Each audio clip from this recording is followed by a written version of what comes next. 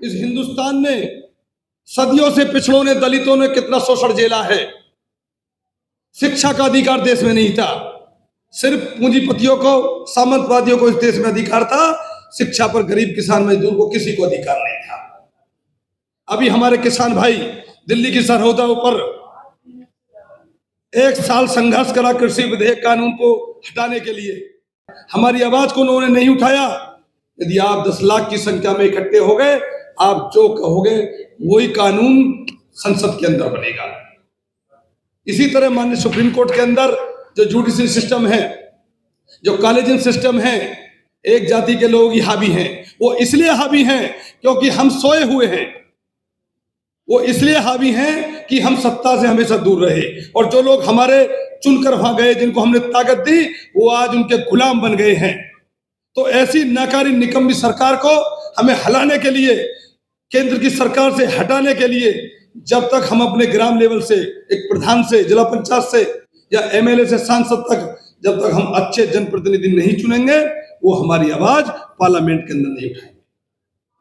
तो मेरे सम्मानित साथियों, दूसरा मुद्दा एक हमारे समाज का है, अही रेजिमेंट का। ऐसे कई मुद्दे हर समाज के हैं जो लगातार दिल्ली में लड़ाई लड़ रहे हैं, और सबसे ज्यादा मुद्दे पिछड़ों के हैं, दलितों के, अल्पसंख्यकों के। तो सिर्फ मैं यही कहना चाहता हूं, आप एक हो जाओ। चाहे जाति जनगणना का मुद्दा हो, जिस दिन जाति सबकी भागीदारी जितनी होगी और उनको हिस्सेदारी मिलेगी, रिजर्वेशन मिलेगा, ये दिल्ली की सरकार में ताकत नहीं है, इन सामंतवादियों में ताकत नहीं है। माननीय विशंबर प्रसाद निषाद जी को, राज्यसभा सांसद समाजवादी पार्टी, उन्होंने मुझे इस कार्यक्रम में भेजा। सम्मानित साथियों, मंच के माध्यम से सिर्फ मैं 2 शब्द कहना चाहता हूं। आजादी से लेके अब तक, या जब से सृष्टि का सृजन हुआ है, जब हमने जन्म लिया और बड़े हुए, तो हमने सिर्फ एक बात देखी अपने कॉलेज में, यदि पिछड़ों और दलितों, अल्पसंख्यकों, आदिवासियों को यदि किसी ने अधिकार दिलाया तो डॉक्टर भीमराव अंबेडकर जी। मैं नमन करता हूं उनके श्री चरणों में।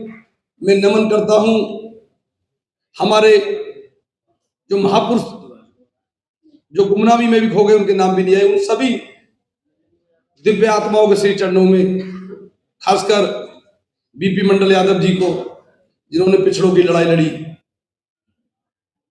चाहे हमारी माता सावित्रीबाई फुले जी हों, साहू जी महाराज जी हों, न जाने कितने असंख्य महापुरुष जिन्होंने देश के अंदर एक क्रांति लाने का कार्य किया, खासकर पिछड़ों को लेकर, दलितों को लेकर। लेकिन सबसे सोचने वाला विषय यह है, शिक्षा से ही देश का, घर का, परिवार का, सबका उद्धार होता है। हम श्रमण लोगों पर उंगली तो उठाते हैं, लेकिन कभी ये नहीं देखते कि वो लोग शिक्षा को कितना बढ़ावा अपने समाज के अंदर दे रहे हैं। अभी 2 दिन पहले मैं अपने गांव में घूमने के लिए, गांव के जब घूमने जाते हैं कि मोहल्ले में पहुंच जाते हैं, तो वहां 4 श्रमण जाति के लोग बैठे, कुछ पिछड़े भी बैठे। तो मैंने उनसे पूछा, भाई भगवान भोलेनाथ जी का पवित्र दिन आ रहा, सावन चल रहा है, और महाशिवरात्रि की मैं बधाई देना चाहता हूं, और मैं भी भगवान शिव जी का पुजारी हूं, सनातन धर्म को मानता हूं, लेकिन किसी धर्म का अपमान नहीं करता, लेकिन कुछ ऐसे मुद्दे होते हैं, बोलना पड़ता है। मैंने अपने गांव में जानकारी करी कि कांवड़ यात्रा में कितने लोग गए हैं। तो जो कांवड़ यात्रा लेने के लिए गए, सारे पिछड़े, दलित, वाल्मीकि, यादव, कोली, नाई, धोबी, कुम्हार, एक भी श्रवण जाति का उनमें से नहीं। और मंदिरों में ये ऐसा विषय है, मैं क्षमा चाहता हूं, इस विषय पे देश में कोई बोलना नहीं चाहता, जो धार्मिक विषय है। इस देश का सत्यानाश यदि किसी ने किया है तो धार्मिकता ने किया है। जब तक हम प्रखंड होकर इस धार्मिकता के खिलाफ नहीं बोलेंगे, आज कांवड़ यात्रा में लोग जा रहे हैं, हम भगवान श्री कृष्ण जी के उपासक हैं, लोग वृंदावन मथुरा भी जाते हैं, माता वैष्णो देवी के दर्शन करने भी जाते हैं। यदि दर्शन करने हैं तो भगवान श्री कृष्ण ये कहते हैं अपने माता पिता के करो, भगवान भोलेनाथ कहते हैं अपने माता पिता की सेवा करो, उन करोड़ों लाखों गरीबों की सेवा करो कि तुम मुझ पर तो दूध चढ़ाने आए हो और एक गरीब के बच्चे को दूध भी नहीं है।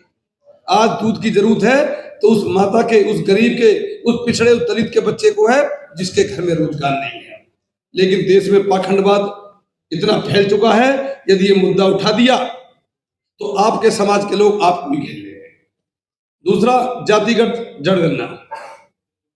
एक केंद्र में सरकार चल रही है भारतीय जनता पार्टी की। देश के माननीय प्रधानमंत्री जी बड़े बड़े दावे करते हैं संसद में बैठ के कि हिंदू एक हो जाओ। ये वोट लेने के लिए हिंदू हिंदू करते हैं, वोट लेने के बाद में किसी को जाटव बताते हैं, किसी को नाई, धोबी, कुमार, माली, कोली, आदिवासी, मुस्लिम, इस तरह बांट देते हैं। आज विषय है पिछड़ों को, दलितों को, जो हमारा 85% समाज है, ये कैसे आगे बढ़े, कैसे सशक्त हो। जो हमारे बड़े भाई पटेल जी ने कार्यक्रम रखा है, उनके लिए मैं बधाई देना चाहता हूं। इस तरह के कार्यक्रम होने चाहिए जिससे कि समाज में चेतना आए। लोग आरोप लगाते हैं, लगाने दो, लेकिन जो संघर्ष करते हैं, जो अपने समाज को आगे लेके चलते हैं, एक दिन इतिहास में उन्हीं का नाम आता है। इस देश ने, इस हिंदुस्तान ने सदियों से पिछड़ों ने, दलितों ने कितना शोषण झेला है। शिक्षा का अधिकार देश में नहीं था, सिर्फ पूंजीपतियों को, सामंतवादियों को इस देश में अधिकार था। शिक्षा पर गरीब किसान मजदूर को किसी को अधिकार नहीं था। अभी हमारे किसान भाई दिल्ली की सरहदों पर 1 साल संघर्ष करा कृषि विधेयक कानून को हटाने के लिए। ये वो किसान हैं जिनका एक बेटा दिल्ली की सरहदों पर बैठा था अपने अधिकारों की रक्षा के लिए, गर्मी में, जाड़े में, और इसी किसान का एक बेटा धरती का सीना चीर कर अन्न उगाने का काम करता है, जो देश का पेट भरने का काम करता है, और एक बेटा सीमा पर, सरहद पर रहकर देश की रक्षा करने का काम करता है। तो ऐसी जगत जननी उन माओं को मैं नमन करता हूं जिनके बेटों की खातिर आज हम सुरक्षित हैं। कितने नौजवान सेना में जाकर अपनी शहादत दे रहे हैं, कुर्बान हो गए देश के लिए, और एक किसान आत्महत्या कर रहा है इसी देश के अंदर क्योंकि उसकी फसल का उसे कीमत नहीं मिल रही। जिस किसान ने अपने बेटे को देश की रक्षा के लिए सीमा पर भेज दिया और वो बेटा वहां शहीद हो गया, और जब उस बेटा का वहां से पार्थिव शरीर आया तो उसको अग्निवीर योजना में देकर उसको सम्मान भी नहीं मिला। ऐसी नाकार निकम्मी देश सरकार ने, ये सरकार देश में चल रही। ये गंभीर विषय है देश के अंदर। और सबसे ज्यादा नाकारे निकम्मे तो हमारे विधायक, सांसद हैं जो हमारे समाज में होकर हमारे दुश्मनों के साथ खड़े हुए हैं। मैं आपसे सिर्फ यही कहना चाहता हूं कि दिल्ली की संसद में 543 सांसद हैं। यदि आप 10 लाख हो गए, यदि आप 10 लाख की संख्या में दिल्ली में इकट्ठे हो गए, तो ये पिछड़े समाज के, दलित समाज के, अल्पसंख्यक समाज के, आदिवासी समाज के जिन लोगों को हमने चुनकर भेजा, हमारी आवाज को उन्होंने नहीं उठाया, यदि आप 10 लाख की संख्या में इकट्ठे हो गए, आप जो कहोगे वही कानून संसद के अंदर बनेगा। इसी तरह माननीय सुप्रीम कोर्ट के अंदर जो जुडिशरी सिस्टम है, जो कॉलेजियम सिस्टम है, एक जाति के लोग ही हावी हैं। वो इसलिए हावी हैं क्योंकि हम सोए हुए हैं। वो इसलिए हावी हैं कि हम सत्ता से हमेशा दूर रहे, और जो लोग हमारे चुनकर वहां गए, जिनको हमने ताकत दी, वो आज उनके गुलाम बन गए हैं। तो ऐसी नाकारी निकम्मी सरकार को हमें हलाने के लिए, केंद्र की सरकार से हटाने के लिए, जब तक हम अपने ग्राम लेवल से, एक प्रधान से, जिला पंचायत से या एमएलए से सांसद तक, जब तक हम अच्छे जनप्रतिनिधि नहीं चुनेंगे, वो हमारी आवाज पार्लियामेंट के अंदर नहीं उठाएंगे। तो मेरे सम्मानित साथियों, दूसरा मुद्दा एक हमारे समाज का है, अही रेजिमेंट का। ऐसे कई मुद्दे हर समाज के हैं जो लगातार दिल्ली में लड़ाई लड़ रहे हैं, और सबसे ज्यादा मुद्दे पिछड़ों के हैं, दलितों के, अल्पसंख्यकों के। तो सिर्फ मैं यही कहना चाहता हूं, आप एक हो जाओ, चाहे जाति जनगणना का मुद्दा हो। जिस दिन जाति सबकी भागीदारी जितनी होगी और उनको हिस्सेदारी मिलेगी, रिजर्वेशन मिलेगा, ये दिल्ली की सरकार में ताकत नहीं है, इन सामंतवादियों में ताकत नहीं है कि आपके तूफान को रोक सके। सरपरोशी की तमन्ना हमारे दिल में है, और देखना है जोर कितना बाजुए कातिल में है। पिछड़ा समाज, दलित समाज, अल्पसंख्यक समाज जाग चुका है, और ये लड़ाई हमारे पटेल साहब हो या इनकी टीम हो, मैं बारंबार बधाई देना चाहता हूं। चाहे सुप्रीम कोर्ट हो, चाहे हाई कोर्ट हो, चाहे कोई सा भी हिंदुस्तान के अंदर संस्था हो, जब तक हमारे नौजवानों को, हमारे लोगों को उसमें अधिकार नहीं मिलेगा, ये युद्ध जारी रहेगा। जय हिंद, जय भारत।